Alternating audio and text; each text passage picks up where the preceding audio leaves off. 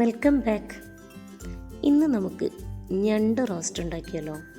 അതിനായി ഒരു ചട്ടിയിൽ ഞാൻ കുറച്ച് ഉപ്പിട്ട് കൊടുക്കുന്നുണ്ട്. ഒരു 1/2 ടീസ്പൂണോളം ഉപ്പിട്ട് കൊടുക്കുന്നുണ്ട്. ഇനി 1/4 ടീസ്പൂൺ മഞ്ഞൾപ്പൊടി. അതിനുശേഷം ഒരു കുടംപുളി ചേർത്ത് കൊടുക്കുന്നുണ്ട്. പിന്നെ കുറച്ച് വെള്ളവും ചേർത്ത് കൊടുത്ത് നമുക്ക് ഞണ്ട് ഇട്ട് കൊടുത്ത് വേവിക്കാം. ഇപ്പോൾ ഞാനിവിടെ 1/2 കിലോ ഞണ്ട് വൃത്തിയാക്കി വെച്ചിട്ടുണ്ട്.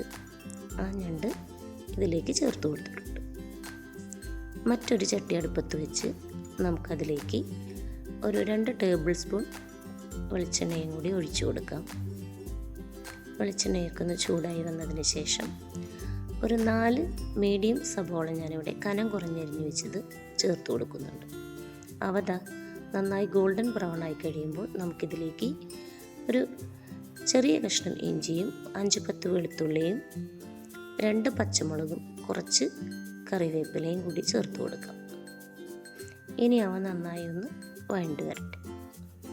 അതിനുശേഷം 1.5 ടേബിൾ സ്പൂൺ മല്ലിപ്പൊടി, 1/2 ടേബിൾ സ്പൂൺ മുളക് പൊടി, 1/4 ടേബിൾ സ്പൂൺ മഞ്ഞൾപ്പൊടി, 1 table spoon garam masala, 1/2 table spoon ഉപ്പ് എന്നിവ ചേർത്ത് കൊടുത്ത് നന്നായി വഴറ്റാം നമുക്ക്. അതിനുശേഷം മീഡിയം വലുപ്പത്തിലുള്ള 2 തക്കാളി കൂടി ഞാൻ ചേർത്ത് കൊടുക്കുന്നുണ്ട്. അവയെല്ലാം നന്നായി വഴണ്ട് വരുമ്പോൾ നമുക്ക് നമ്മൾ വേവിച്ചു വെച്ചിരിക്കുന്ന ഞണ്ടും കൂടി ചേർത്ത് കൊടുക്കാവുന്നതാണ്. ഇപ്പോൾ ഞണ്ടിലേക്കെല്ലാം എല്ലാ മസാലകളും യോജിച്ച് വന്നിട്ടുണ്ട്. നന്നായി റോസ്റ്റായി വന്നിട്ടുണ്ട് ഞണ്ട്. ഇത് ചപ്പാത്തിയുടെ കൂടെയോ അല്ലെങ്കിൽ നല്ല ചൂട് ചോറിൻ്റെ കൂടെയോ നമുക്ക് കഴിക്കാവുന്നതാണ്. എല്ലാവരും ട്രൈ ചെയ്ത് നോക്കുക. Thank you.